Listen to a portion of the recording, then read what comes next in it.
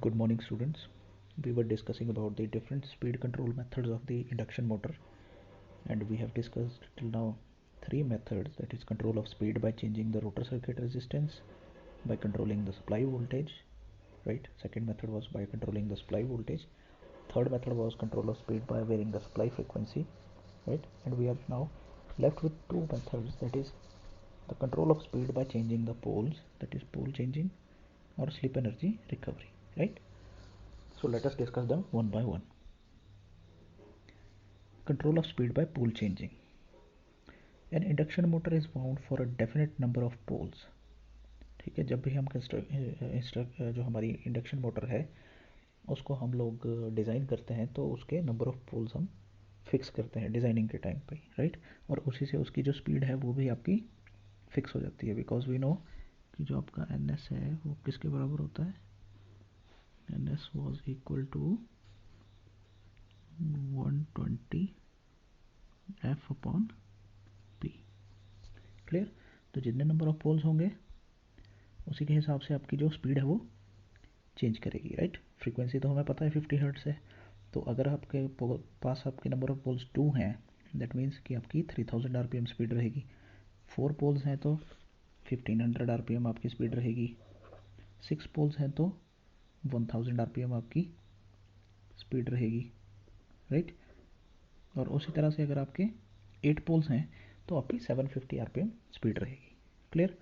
तो that means कि आपका जो नंबर ऑफ पोल्स है उसके ऊपर आपका इंडक्शन मोटर का स्पीड जो है वो डिपेंड कर रहा है, और वो भी डिज़ाइनिंग के टाइम हमारे नंबर ऑफ पोल्स फिक्स हो जा रहे हैं. ठीक है, we are talking about the induction motor. ठीक है, 3 phase induction motor. So the speed of an induction motor depends upon the number of poles for which the stator is wound. I hope this is clear. So if instead of one stator winding, two independent windings are wound for different number of poles, ठीक है, say for 4 poles and for 8 poles are made on the stator. अब हम क्या करेंगे, क्योंकि हमें speed control करना है तो स्पीड कंट्रोल के लिए डेफिनेटली हमें अलग अलग स्पीड्स चाहिए. ठीक है, तो अलग अलग स्पीड से एक पॉसिबल मिलने का जो पॉसिबिलिटी है वो क्या है कि हम स्टेटर के ऊपर ही 2 वाइंडिंग्स कर दें.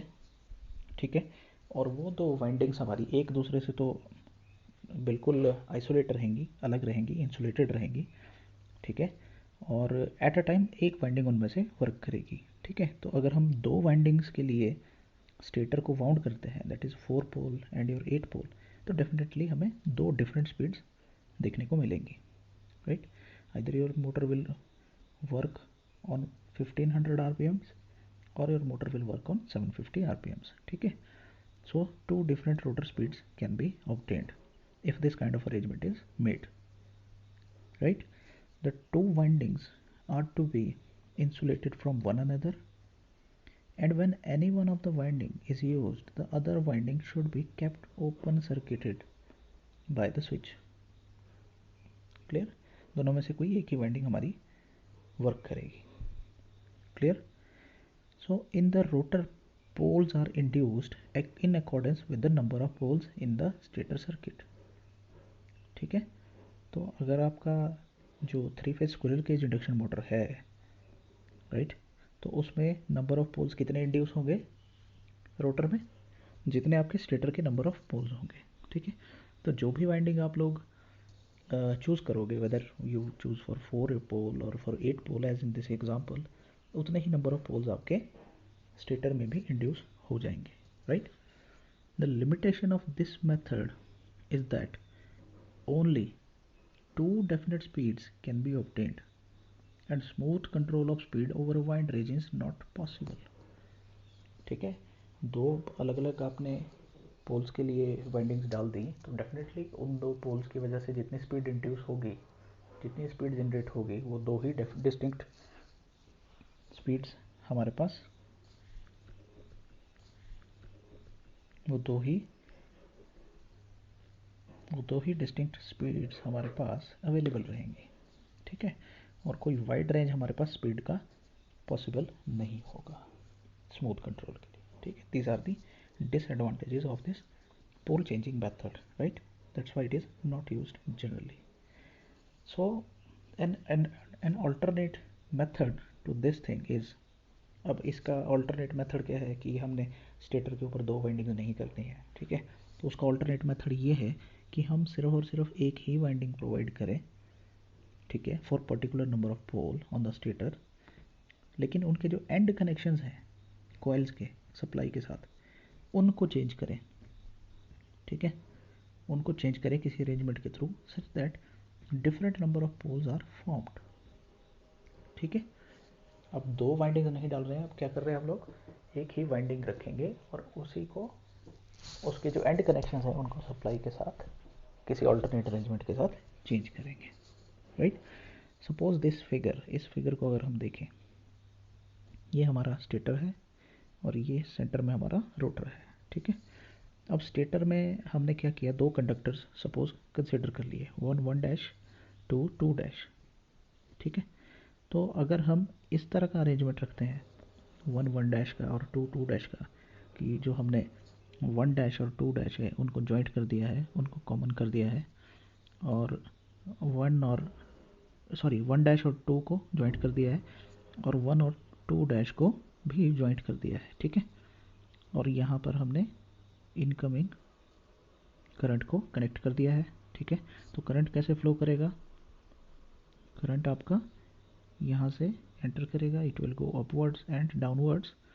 सो फर्स्ट कॉइल के थ्रू इस तरह से करंट पास करेगा, एंटर करेगा, 1 से ऊपर जाएगा, फिर 1 डैश से नीचे आएगा। सिमिलरली जो सेकंड जो पार्ट है हमारा वो कैसा रहेगा, 2 डैश से एंटर करेगा और 2 से डाउनवर्डली मूव करके फाइनली इस पोजीशन से आपका बाहर चला जाएगा, ठीक है।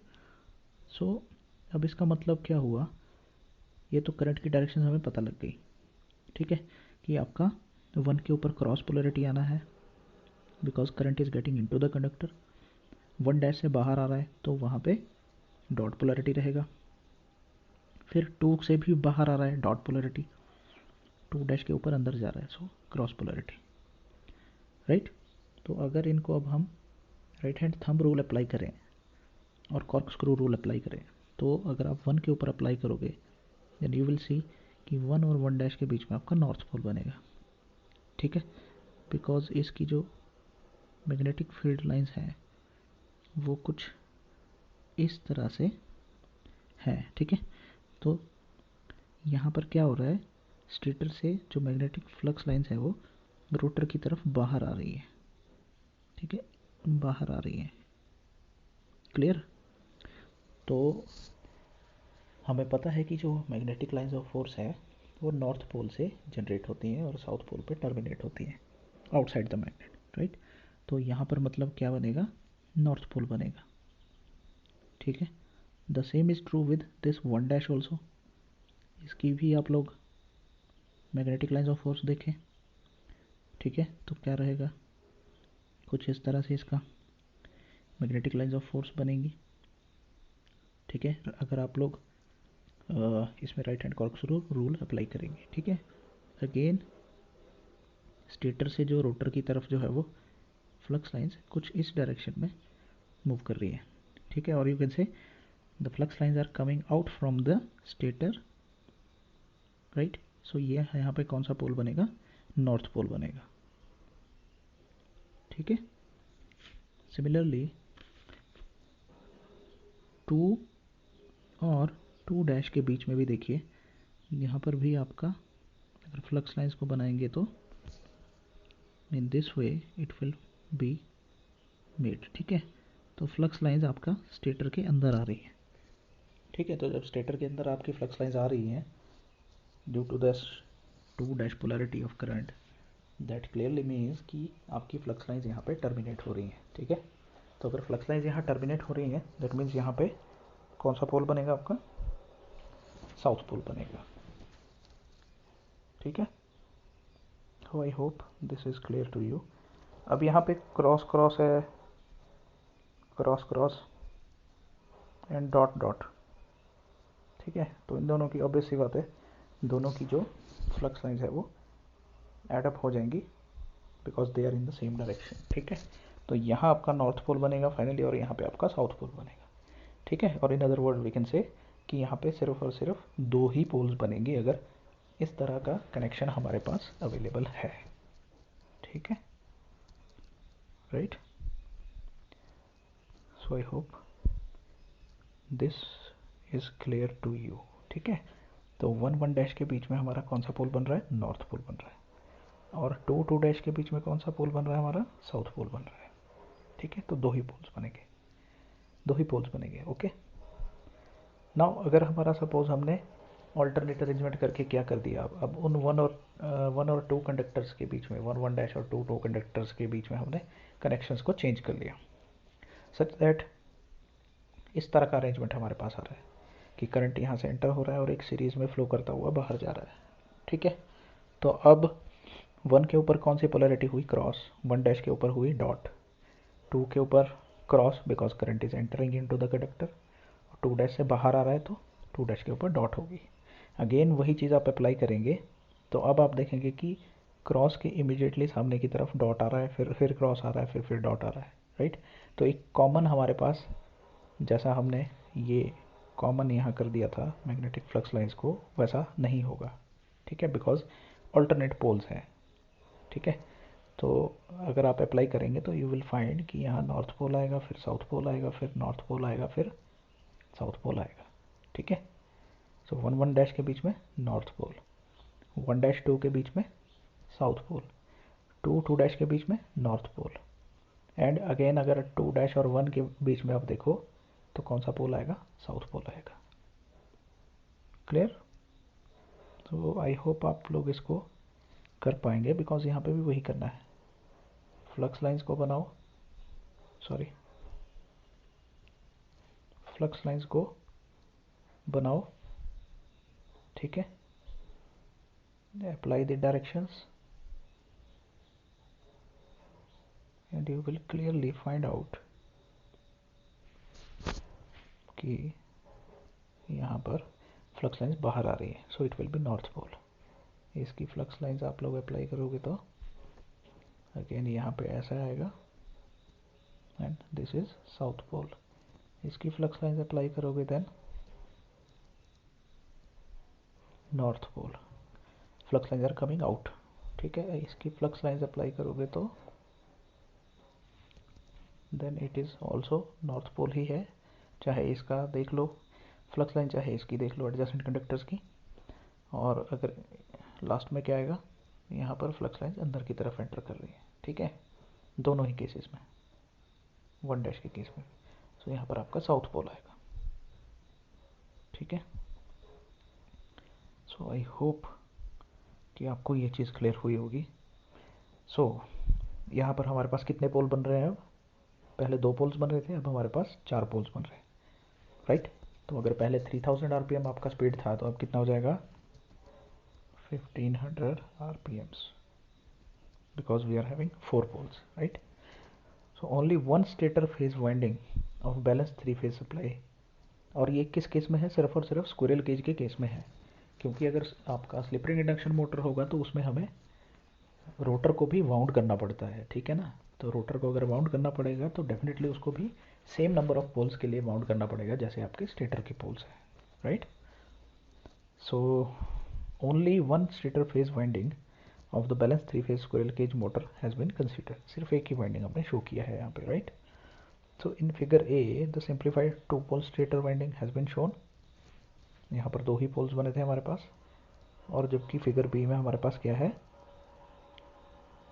due to change in that in figure B, due to change in the supply connections to the windings, 2 instantaneous south poles are formed, right, 2 instantaneous south poles are formed, जिसकी वजह से टोटल नंबर ऑफ पोल्स क्या हो गए, 4 हो गए हैं, ठीक है।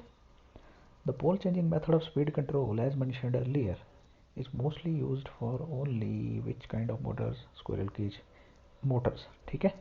Since the rotor poles are induced in accordance with the number of poles in the stator, इसीलिए हम लोग स्क्विरल केज इंडक्शन मोटर पे इस तरह का पोल चेंजिंग मेथड के थ्रू स्पीड कंट्रोल करते हैं, राइट।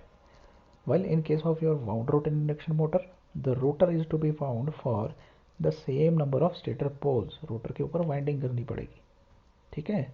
जबकि स्क्विरल केज में सिर्फ और सिर्फ केज है, उसमें खुद पोल्स आपके इंड्यूस हो जाएंगे। ठीक है, तो एक्स्ट्रा आपको कॉस्ट पड़ेगी अगर आपको स्क्विरल केज इंडक्शन मोटर पे भी, सॉरी, अगर आपको स्लिप रिंग इंडक्शन मोटर पे भी ये वाला मेथड अप्लाई करना है। ठीक है, therefore if any change in the number of poles is made on the stator, the same change must be done for the rotor also in case of slip ring induction motor। ठीक है, इसलिए इस तरह का method generally हम लोग squirrel cage के case में ही यूज करते हैं। Right, now last method of speed control is your slip energy recovery. हमने देखा था कि रोटर रेजिस्टेंस कंट्रोल के मेथड में हमारा जो पावर है वो स्लिप पावर जिसको हम बोल देते हैं, ठीक है, वो हमारा रोटर सर्किट में वेस्ट हो रहा है as I square R loss. ठीक है, ड्यूरिंग लो स्पीड ऑपरेशंस, जिससे हमारा क्या हो रहा था, ड्राइव सिस्टम की जो एफिशिएंसी थी, स्पीड कंट्रोल तो हमें मिल रहा था। ठीक है, we were changing the speed by changing the value of slip. ठीक है, द एफिशिएंसी वॉज रिड्यूस्ड। ठीक है, और by this method of speed control हम लोग क्या करेंगे, स्लिप पावर जो रोटर सर्किट में आपकी वेस्ट हुई है उसको हम लोग रिकवर करेंगे। राइट, एंड उसको दोबारा सिस्टम में एसी सोर्स में फीड करेंगे। ठीक है, ताकि इसको हम लोग यूटिलाइज कर सकें, जिससे हमारा ओवरऑल एफिशिएंसी ड्राइव सिस्टम की इंक्रीज हो सके। ठीक है, अब ड्राइव सिस्टम यहाँ पे क्या है, इंडक्शन मोटर को अगर हम उसके कंट्रोल सिस्टम, ठीक है, जिसे हम कंट्रोल कर रहे हैं उसकी स्पीड को, और उसका जो एनर्जी ट्रांसमिटिंग डिवाइस है जो उसकी शाफ्ट है, ठीक है, अगर उनको कंट्रोल हम कंबाइंडली हम लोग नाम दे दें तो उसको हम लोग ड्राइव बोल देते हैं। Right, so overall efficiency of the drive system can be increased. अब इसका बेसिक प्रिंसिपल क्या है कि हमें एक external source of EMF slip frequency का कनेक्ट करना पड़ेगा रोटर सर्किट में। ठीक है, स्लिप फ्रीक्वेंसी का एक एक्सटर्नल सोर्स हमें कनेक्ट करना पड़ेगा रोटर सर्किट में, बिकॉज हमें पता है जब हमने फ्रीक्वेंसी की बात की थी तो जो रोटर की फ्रीक्वेंसी थी that was equal to slip times the fundamental frequency या फिर slip times the stator frequency. Right, okay, so a method for recovering the slip power is as shown in figure। this is the method for recovering the slip power, और इसको static शर्बियस drive भी बोल देते हैं। Okay, this method is known as static Sherbius drive। it provides the speed control of slip ring induction motor। ये method हमेशा याद रखिए कि जो स्लिप एनर्जी रिकवरी मेथड है हमारा वो स्लिप रिंग इंडक्शन मोटर में ही काम आएगा। ठीक, ठीक है, और बिलो द सिंक्रोनस स्पीड हम इसमें इसका स्पीड कंट्रोल कर सकते हैं। ठीक है, तो वो कैसे कर सकते हैं, let us see. A portion of the rotor AC power, जिसको हम स्लिप पावर भी बोल देते हैं, is converted into DC by the diode bridge. ठीक है, अब हमने यहाँ पे क्या किया है, ये हमारी स्लिप रिंग इंडक्शन मोटर है which is connected to 3 phase AC supply. ठीक है, और यहाँ थोड़ा सा गड़बड़ हो गया है, ये आपने रोटर के साथ कनेक्ट करने हैं जो 3 फेजेस यहाँ से निकल रहे हैं। राइट, जो 3 फेज रोटर से हमारे निकल रहे हैं स्लिप रिंग से, उनको हमने कनेक्ट कर दिया है इस डायोड ब्रिज के थ्रू, डायोड रेक्टिफायर ब्रिज के थ्रू। ठीक है, यहाँ पर हमारा क्या है, स्मूथिंग रिएक्टर है, और यहाँ पर हमारा क्या है, इन्वर्टर ब्रिज लगा हुआ है। ठीक है, ये जो स्लिप पावर है this is at slip frequency S into F. ठीक है, तो जो स्लिप पावर यहाँ जब हमने रेजिस्टेंस लगाए थे उसमें जो वेस्ट हो रही थी वो पावर वेस्ट नहीं होगी, वो डायरेक्टली पावर हमारी कहाँ फीड हो जाएगी, ब्रिज रेक्टिफायर को फीड हो जाएगी। ठीक है, ऑब्वियसली ये जो पावर है ये कैसी है, ये एसी पावर हमारी है जो स्लिप में कंज्यूम हो रही थी, बिकॉज ये आई स्क्वायर आर लॉस में हमारी जा रही थी उस टाइम। ठीक है, और आर कौन सा था, ये जो हमने रोटर में एक्सटर्नल रेजिस्टेंस ऐड किया हुआ था। ठीक है, तो ये AC power at slip frequency feed हुई हमारी ब्रिज रेक्टिफायर को, ब्रिज रेक्टिफायर ने इसको डीसी में कन्वर्ट किया। देन स्मूथिंग रिएक्टर ने हमारे इसको क्या किया, स्मूथिंग रिएक्टर ने इसमें से जो भी आपका जो भी आपका अनवांटेड कंपोनेंट्स थे ठीक है, और रिपल्स थे, उनको फ़िल्टर आउट किया। एंड देन जो फिल्टर्स है, फ़िल्टर होने के बाद वो डीसी आपका अप्लाई हो गया हमारा इन्वर्टर ब्रिज को।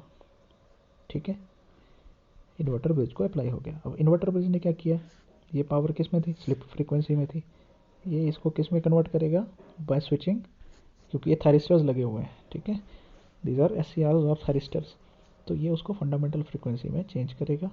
और जब वो फंडामेंटल या फिर आपकी जो स्टेटर फ्रीक्वेंसी है, that is which is your 50 hertz frequency, तो इसको हम दोबारा से जो इनकमिंग सप्लाई की बस है, दीज आर दी बस बार्स, इनकमिंग सप्लाई की जो बस है उसमें हम दोबारा से उसको फीड कर सकते हैं। Right right. So the rectified output current is smoothed by the smoothing reactor, and the output of the rectifier is then connected to the DC terminals of the inverter। ठीक है, ब्रिज ने DC में convert किया, smoothing reactor ने smooth किया, ripples हटाए, फिर उसने इन्वर्टर ब्रिज को फीड कर दिया। ठीक है, विच अब इन्वर्टर क्या करेगा, इस डीसी को एसी में कन्वर्ट करेगा और इसको एफ स्टेटर फ्रीक्वेंसी के ऊपर एसी सोर्स को फीड कर देगा। ठीक है, the inverter is a controlled rectifier which is operated in the inversion mode. ये याद रखिएगा कि जो हमारा इन्वर्टर ब्रिज है, ये वाला जो ब्रिज है हमारा, राइट,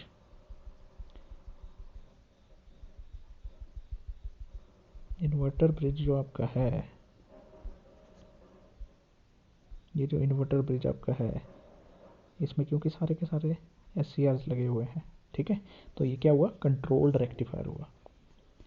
ठीक है, कंट्रोल्ड कन्वर्टर हुआ, लेकिन ये किस मोड में ऑपरेट किया हुआ है, इन्वर्जन मोड में। ठीक है, इन्वर्जन मोड का मतलब है कि इसके फायरिंग एंगल्स को हमने इस तरह से एडजस्ट किया है कि ये इन्वर्जन एज अ इन्वर्टर काम कर रहा है। ठीक है, ये डिटेल में आप लोग पावर इलेक्ट्रॉनिक्स में जब पढ़ेंगे थायरिस्टर को, तो उसका कन्वर्जन मोड क्या है, इन्वर्जन मोड क्या है, वो वहाँ पे आपको क्लियर हो जाएगी चीज़। ठीक है, इन्वर्जन कन्वर्जन का मतलब है कि इसका फायरिंग एंगल बस हम लोग चेंज कर रहे हैं।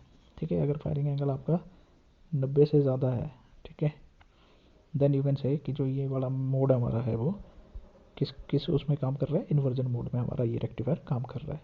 ठीक है, अगर फायरिंग एंगल 90 डिग्री से कम है, then it is being converted, it is being used as a converter mode, right?